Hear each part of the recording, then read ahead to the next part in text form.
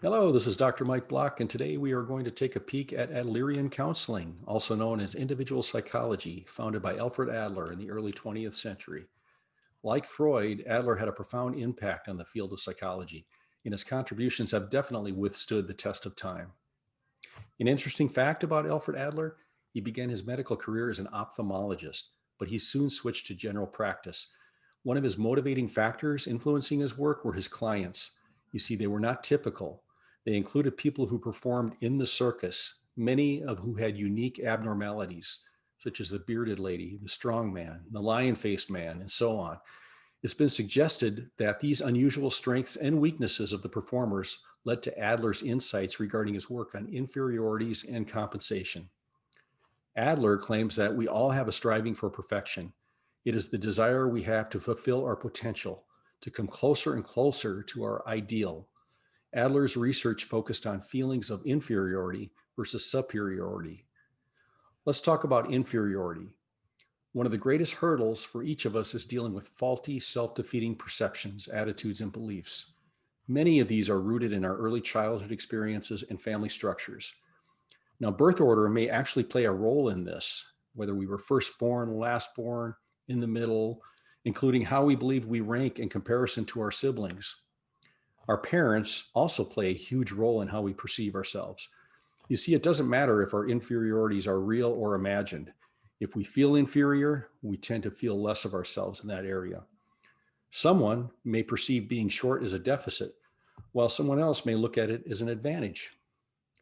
Now, feelings of inferiority are a natural part of personality development. They start in childhood when we compare ourselves to adults, and they continue into adulthood when we discover limitations to our abilities. The natural and healthy reaction to inferiority feelings is compensation, efforts to overcome real or imagined inferiority by developing our abilities. So let's take a look at a healthy way to do this and an unhealthy way to do this.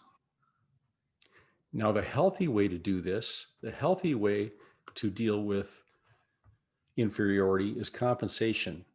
And by doing this, we simply strive towards self improvement. We get better at whatever it is we have shortcomings in, wherever our limitations are. The unhealthy way of dealing with this is by developing an inferiority complex. And this can result in overcompensation or trying to appear stronger by striving for power, putting other people down, or showing off. A lot of times we become hypersensitive about our self esteem. Now let's move into the heart of Adlerian. We will break this into 4 stages. First is relationship building. It is essential that we build a trusting relationship with the person we are working with.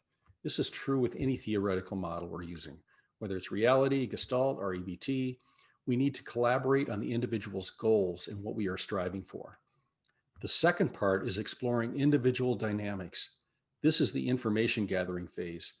I want to know as much as possible about the individual I'm working with, since he is the expert at his own life. I want to hear his story. This is the subjective part. But I also want to gather objective information. This might come from more formal sources, including the Adlerian Life Script Questionnaire. I suggest you Google this and take it for yourself. What we look for here are early recollections, personality traits, family insights. How did we get along with our siblings, our parents? What did they tell us directly or indirectly by their actions? We look at themes and patterns that have emerged and stayed with us, certain injunctions that have been told to us. For example, our parents may have reinforced the notion that all men are bad and not to be trusted, or a woman's place is in the home, or there's never enough.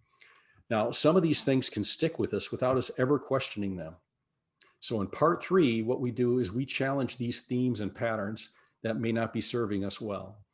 We make the unconscious conscious, and we confront our past in the here and now, particularly if it's causing harm in our lives and our relationships.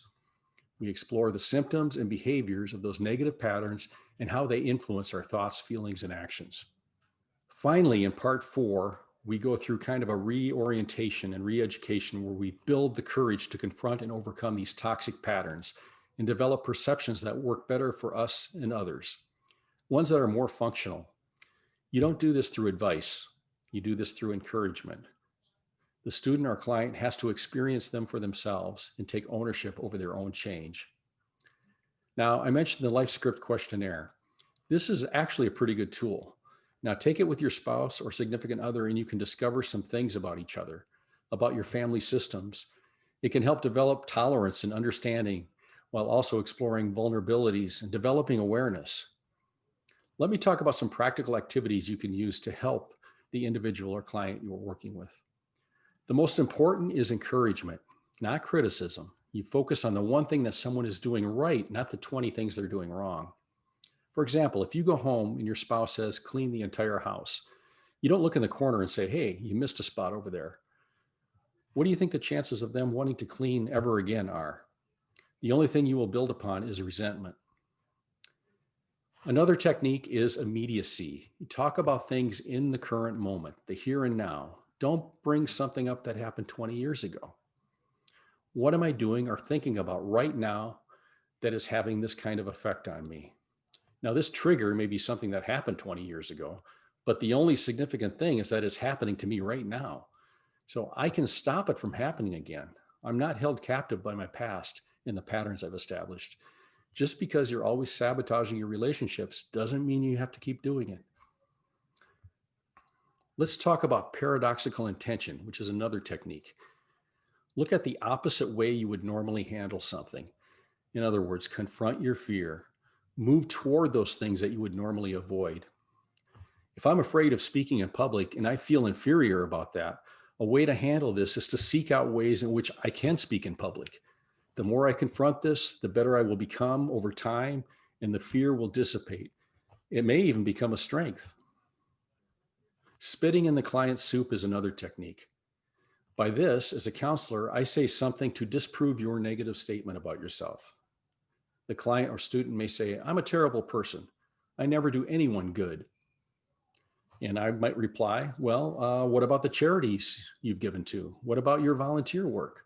What about all the positive things that people have said? Or whatever it is that completely disproves the individual statement. Another technique is catching oneself. Here, you simply ask the client to be aware of any time that he or she is engaging in self defeating talk and deal with it right then and there. That awareness is critical in changing these patterns. In conclusion, there are many techniques to gain insight in recognizing our self defeating patterns and attempt to compensate for those areas in which we feel inferior. None of this comes easy, but it comes with being honest with ourselves, confronting our inadequacies, and practicing better ways, not avoidance or self doubt.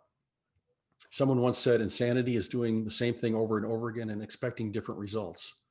Well, I would encourage you to explore more of these Adlerian concepts and techniques to see if this is something that might interest you moving forward. Thanks for your time.